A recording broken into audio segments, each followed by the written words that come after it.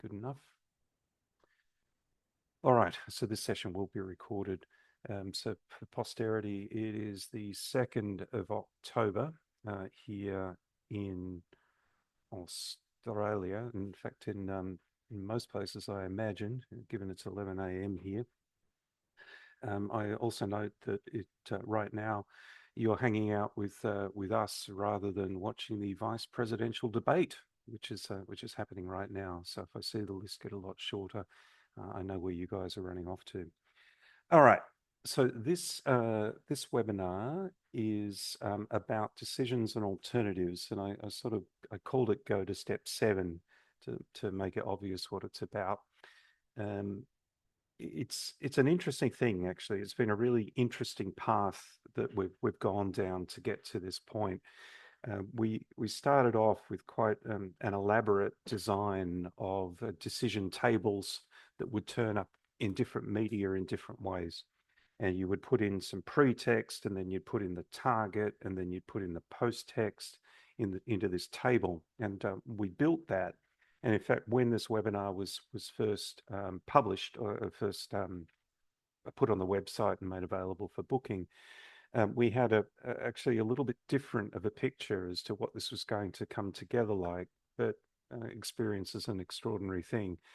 And I think it's a little bit like that kind of cartoon of what the user originally wanted versus what the design looked like, that the swing set, where it ended up being designed in sort of interesting ways by different people and turned out perhaps not as the user intended. And I think we've come back to a point through the experience that we've had recently where the logic is simple and easy to understand, and the implementation is going to be quite clever. I will show you software today, and not too much slide, but it's not finished, so it's not beautiful, it's not, but it is functional, and so you'll see where we're taking this, and how we plan on doing the cross-referencing and linking and decisions. And we'll also talk about how that works with tagging, which is the alternate audience technology that's in the application. All right. So first of all, these are just these few slides, and I will mention again for those of you who just joined, this is going to be short today. This is not an hour-long session. I haven't timed it, but my bet is it'll be comfortably inside half an hour, and that's what we're going to go for. All right, so the challenge is in supporting the users with decisions and alternatives in procedural documentation. And as I sort of alluded to earlier, when you boil it down, I mean, this is really about linking things. It's about click here to do this, click here to do that, and then come back. And it's in fact, and it's interesting that it isn't that easy to do in Word and PowerPoint and HTML and other things. It's not impossible. It's definitely possible, but it isn't that easy. And our challenge, I think, is that inside of the run-through instruction application is that we've done simple linking as well, but it doesn't play nicely in all the outputs either. And in different outputs, you need different things. You need different sorts of links and different sorts of text. So if you're navigating in PowerPoint, it's called a slide. If you're navigating in Word, it might be called a section or a chapter. And in video, it might be a timestamp. And with this software that we make, we need to cater for all of those things. And so that's where the challenge began, is to try and do that. So that the goal of this activity is to create this really simple way of making these decision points and alternate paths through any given document. And it has to be easy to do. Before we've had, and I see John on the list here, John will know that you have to copy and paste a target just to go between different frames. So if you haven't seen that, I'll show you quickly how that works. But it's got to be smart. It can't just be go to this step. It really needs to know that it's step 7, and it needs to know that it's step 8, and it needs to know if that changes. So you can't just type in step 7 because that won't work. So we need to have a sort of a clever way of doing renumbering. And that has to extend through to selective publishing. So if you've got a file and it's got 50 different frames in it on the left-hand side, and you do a selective publish, you're only publishing 10 frames rather than 50, then the numbers need to adjust when you publish. So what might have been step 27 is actually, in your case, step 6 or something like that, because you've reduced the number of frames. So we have to be smart about the way the numbering works. And we also want, as part of this, to know where things are in relation to each other.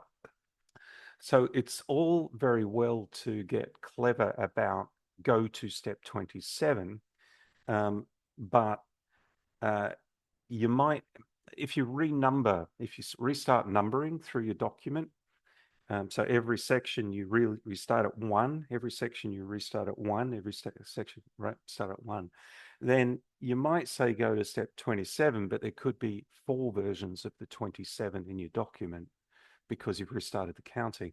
So we need to be able to do 2 things. One is obviously hyperlinks, so you need to be able to jump, which is good, but that's not a lot of use if you're printing the document, and people will print things. So we need to be able to give guidance as well. So it's step 27, but it's in this section on this page. We need to be able to do that sort of thing too. And it needs to be able to speak different languages, and as I mentioned, change automatically depending on the output. So it's might say go to step 27 on the slide called such and such in PowerPoint, but you would want to express that a different way if you're going to HTML. And we want to try and kind of make all this automatic, kind of hidden underneath the covers, basically. And here are some examples which I wrote. So this is an example that you might find inside of any procedural document. If extra approval is needed, go to step 7, otherwise continue to the finalization section.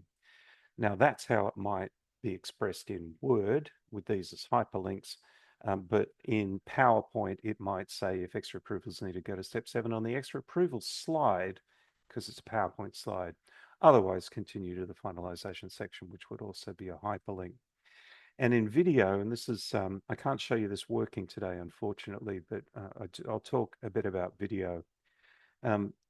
It makes sense that you can make video from the one work effort. It's been, for those of you who make video with Runthru Instruction, you know how important this is to us. So we want to be able to do more than just say, you might need to go to the extra approval chapter in this video, which would be a very positive thing. But we also want to be able to say things like go to the chapter at the 4-minute and 30-second mark. And that sort of begs another question, is how we display that to the user. And so I'll talk to you a little bit about that. And for double points, we have this complexity of a language and multiple audiences. Okay, that's the preliminary bit. All right. Let's open. This is not released code. This is very, very much pre-release. Not everything is going to work. Some things are missing, and some things aren't going to be as pretty as they should be. But I think the concepts are there. All right. So let me explain this 10-frame document. First of all, each one of these frames is tagged as English. This particular file has 1, 2, 3, 4, 5, 6 different options. And I only do that so when we come back a little bit later and talk about different languages, if you're not familiar with the tagging, this is what it looks like inside of the document. What this means is you can push a couple of buttons and you can take this set of English frames, and you could duplicate those and change their language to something and add another tag to make them French, and all the language would change, or Italian or something like that, or Maori or something like that. It would just go through and change. It would duplicate everything and change. So just hold on to that thought, and we'll come back and we'll talk a little bit about that. All right. If you're running the application today and you want to cross-reference inside the file, which is what today is all about, you need to get the target frame identifier, That's this thing. And so every frame has its own unique identifier.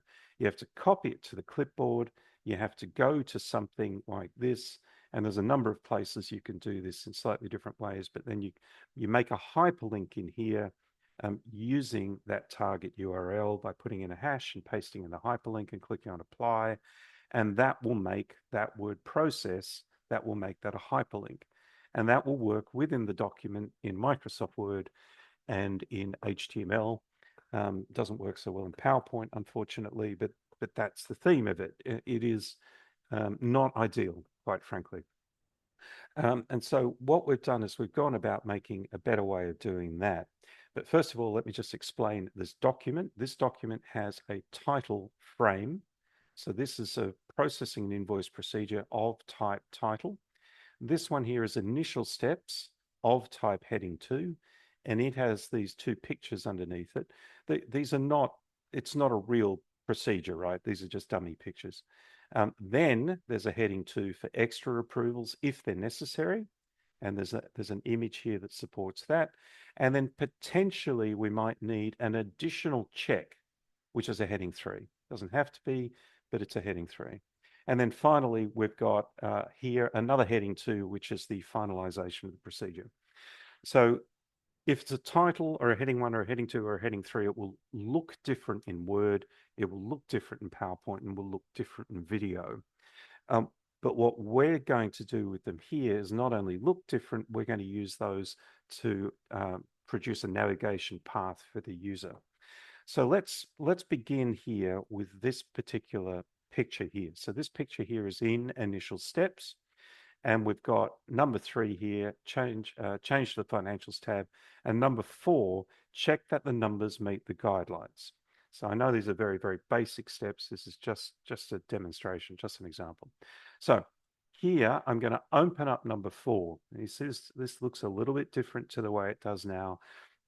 And it may not look this way by the time you get it, but this is the fundamental idea is you edit still in one of these pop-up boxes.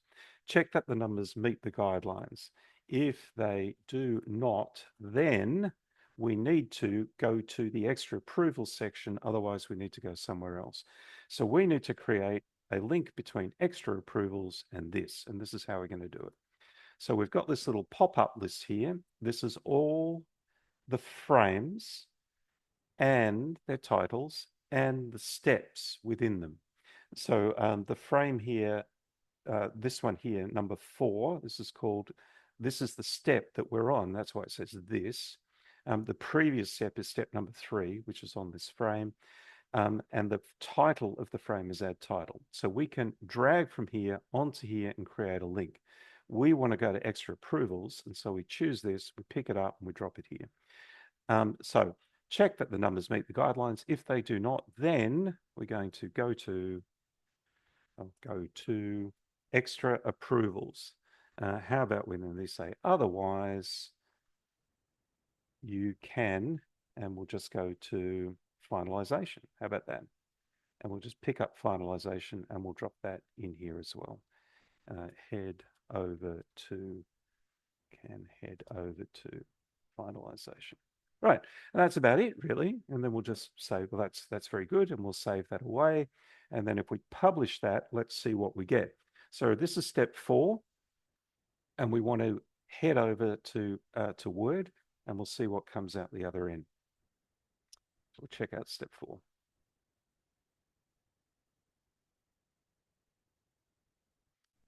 Okay, step 4. Here we go. Check that the numbers meet the guidelines. If they do not, then go to the section extra approvals. Otherwise, you can head over to section finalization. So that's interesting. We've got sort of a funky language going on here because it's just called extra approvals and it's just called finalization. So let's park that for a second. And we'll come back here and we'll publish to PowerPoint.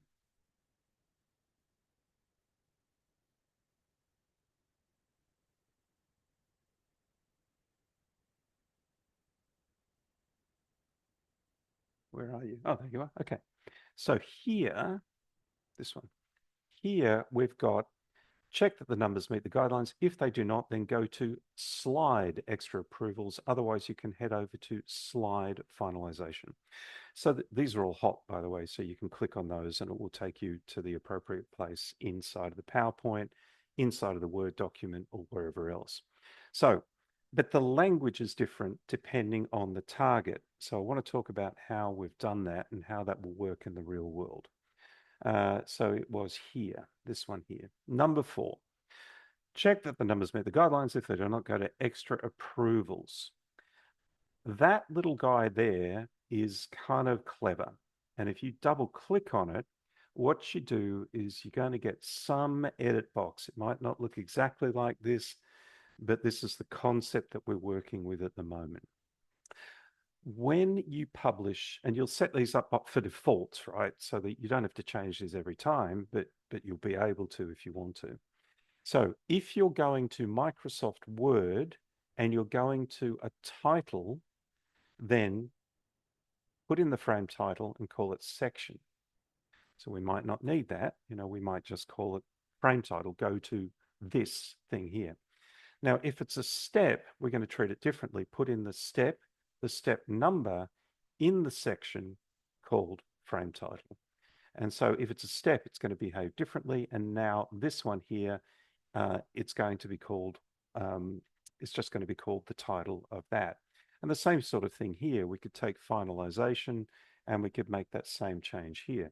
So we'll just put in the frame title and we'll call this, for the sake of the argument, and actually we need to STEP.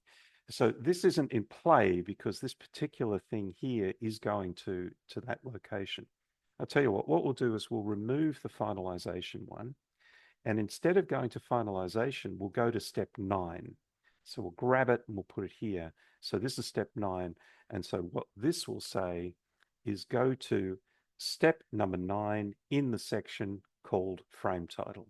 And just to make it obvious what's going on, we'll have section called frame title. How about that? So now when we save this away, we're going to step 9 from step 4. We should see the appropriate result. So let's have a look at what that looks like.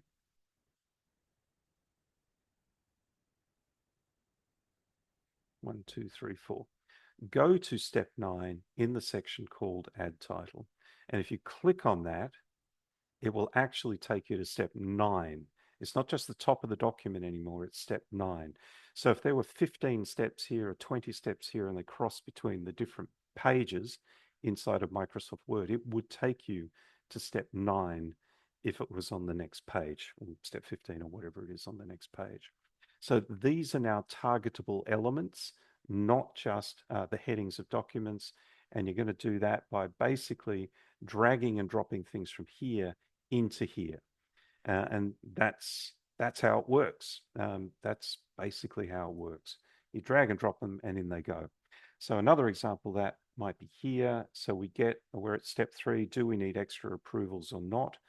If we do, then go to extra approvals. And in the extra approvals section, we might just click down. So once you've done the extra approval, this is step 6, you might need an additional check. If you need an additional check,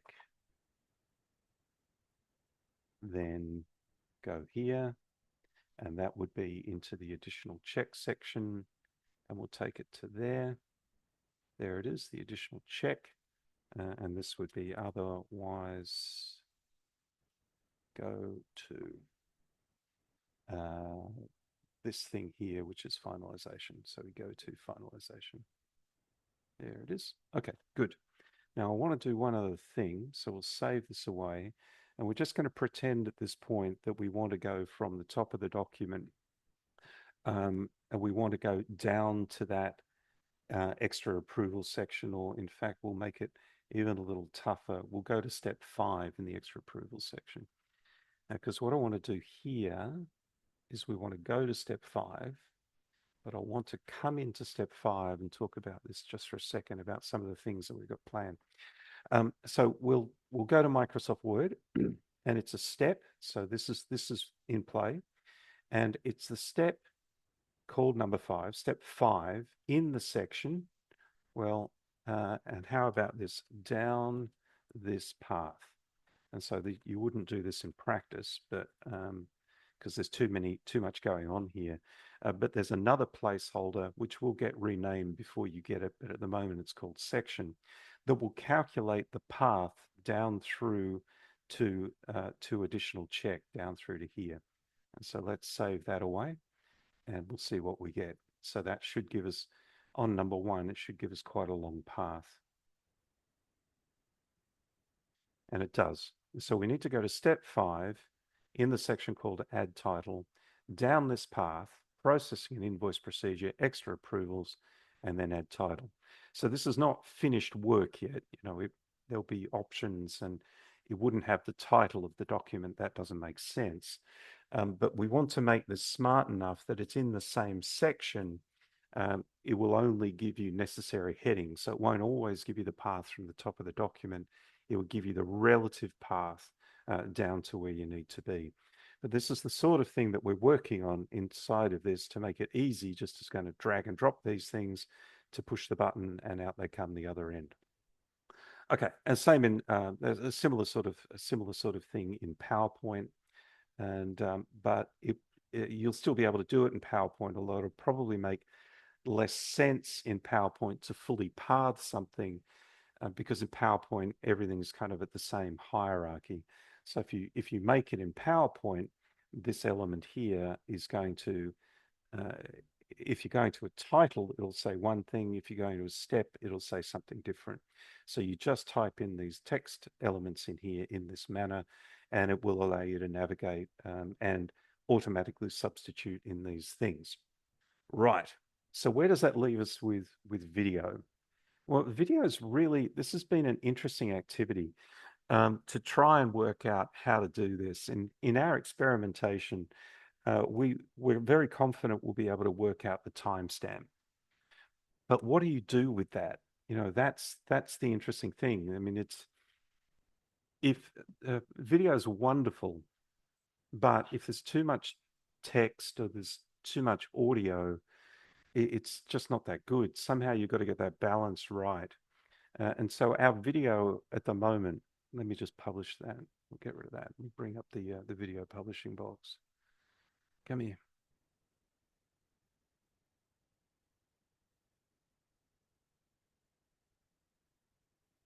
Oh, this Q&A. Q&A. Yes, Jessica. Yes. The links will work in the PDF, as you would hope. Okay, so this is the video, right? This is your video preparation area. It's got the colored background. If it's a title page, it looks like a title page. So if you get to here and there's a decision to be made, if this box is checked, you need to go to step 17. There's no point in saying step 17 because there's no step numbers in here. You can turn them on, right? You can have step numbers in here. There's an option. There's an option for that. There's an option here. You can have the step numbers, but it's kind of better without them. Better without having the numbers. So how do we tell the user if it's this? Go to 3 minutes and 57 seconds. If it's that, go to 6 minutes and 42 seconds. How do we do that? And so we wrestled with this for a while because just sticking it in captions is just too hard to follow. So it really has to be on the screen, but we don't want all the text on the screen because there might be a whole lot of preamble. You really just want that hint to the user. So it talks. If it's one of these, do this. If it's one of these, you might need to do that. And then it should pop up a go to 3 minutes and 42 seconds in case 1 and in case 2, do this. Okay, so we wrestled with this for a while, and this is the current concept. It doesn't work yet, but I'll just show you that it's linked to this little button. Like I said, it doesn't work yet.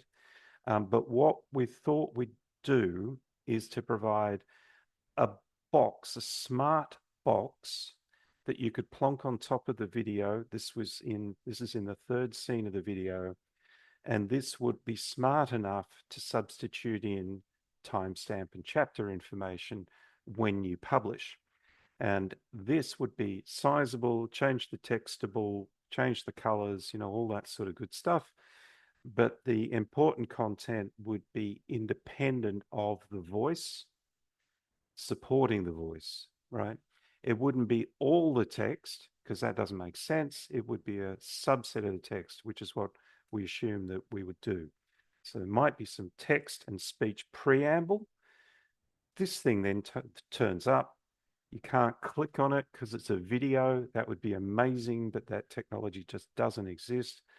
But what you'll have here is this automatic substitution with a visual element that will prompt the user and take them other places. And so now that we've got that concept lined up, it's like, well, maybe that would have other interesting uses as well. There's another question, I think. Victoria, that is a great question. Is it possible to have a return to where you came from link? Yeah, we can do that if we can track where you come from. So from HTML, we reckon we can do it. We don't think we can do it in Word. If you come from different places, then that's going to be difficult. If you're only going to one place and then going back again, we could build that really easily. But if 17 different things are all going to that one thing, we need to know where you came from. And that's going to be difficult in Word and PowerPoint, pretty much impossible. But if it was HTML, we think we can do that with JavaScript. So we've already had a quick look at that, but we haven't implemented anything yet. So in your case, if it was, I don't know if we can do it in SharePoint. I don't know, but it would be an excellent thing if we could do it, and we're certainly going to have a look at it. There's a couple of other things in this area that we want to do in the future, not in this quarter of the year, but in next year, such as make some decisions at the top of a document and have it automatically create just the document for you as the consumer. And we know we can do that in HTML as well. I'm the manager. I have this sign-off level. This is my location. And then the document would change and it would only show you what you need to see. In that case, that back and forward linking would be quite possible. But that again it's going to rely on CSS and JavaScript, which will make it a really interesting experience in HTML.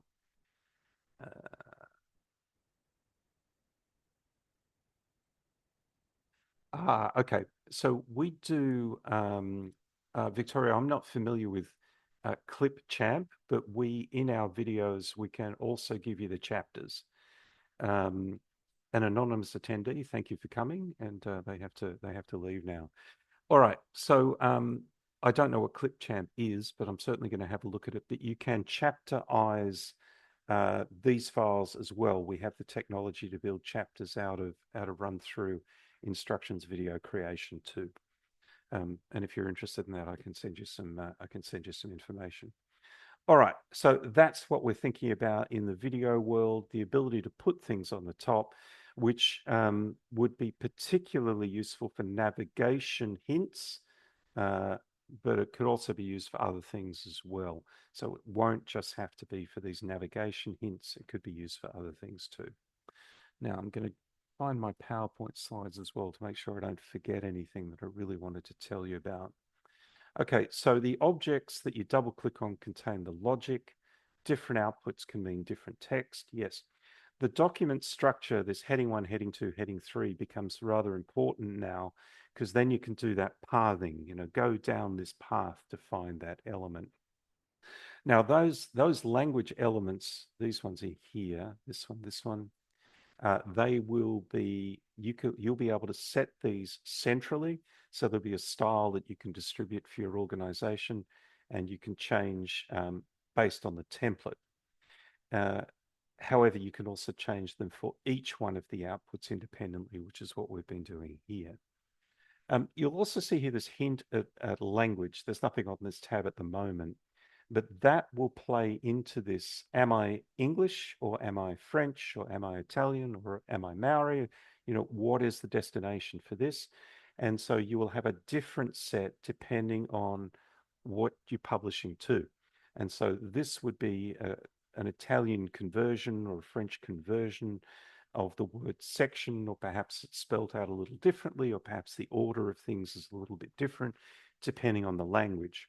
And so we're not just going to translate it for you because you might want to reorder the objects. And so you'll be able to have different language sets with these different elements in them. That leads me on to something else that's related to language. So you've seen inside of here that in this particular case, we're going to check that the numbers meet the guidelines. If they don't, go to extra approvals, otherwise go to step 9. Okay, those of you who use the multi-frame actions to go through and make a completely new set of these for a different language, that it works wonderfully, but there's a couple of things that we're going to have to think of with cross-referencing, as I've shown you today. So what we plan to do is, if you copy all of it, basically this is copy all of them, paste them, convert them into a different language. Let's choose a language from the list here. Maybe I'm not going to choose a language from the list, but we'll assume for the minute that says Italian, and we're going to put in another tag in here, which is they're going to be Italian. And so as we go through and we duplicate each of these, some of them have those cross references in them. So what we will do is we will convert those cross references so they duplicate correctly. So the new Italian original source will go to the new Italian target, if you know what I mean. So basically the duplication of these things will take care of itself, so you don't have to worry about relinking through the document. That's how that's going to work. Okay, that I think is pretty much what I wanted to show you today. And we've had a couple of wonderful questions. Let me see if there's anything else in our list here. PDF, yep, no, I think we've got it. And so we're just a shade over half an hour. All right. So if you've got any questions or ideas or suggestions, please reach out, support@runthru.com. You're also welcome to use the website to post a question, or you can email me directly and I'd be happy to respond, or get the answer for you and find one of the team to respond for you. So thanks very much for coming along today. Really do appreciate it. And have a great day. Bye for now.